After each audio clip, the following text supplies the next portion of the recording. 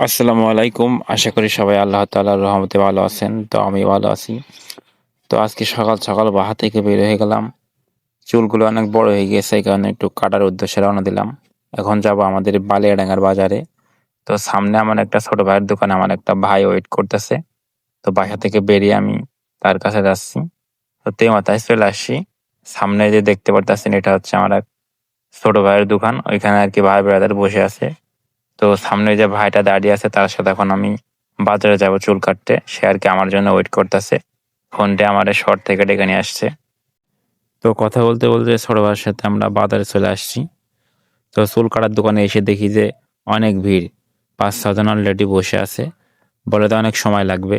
তো ২ থেকে ৩ ঘন্টা বসে থাকার পরে আমার সিরিয়াল আসে। তো দোকানদার ভাই আছে কোলে করে নিয়ে আমাকে চেয়ারে বসিয়ে দেয়। তারপরে আমার চুল কাটা কমপ্লিট। এখন হচ্ছে আমি তাকে টাকা দিয়ে বাসার উদ্দেশ্যে রওনা দিব। তো বাসায় আসতে, আসতে আমার মনে করেন যে প্রায় ২টা-৩টা বেজে গেছে। কারণ যেই পরিমাণ ভিড় ছিল অনেকক্ষণ বসে থাকা লাগছে। এই কারণেই আমার অনেক লেট হয়ে গেছে।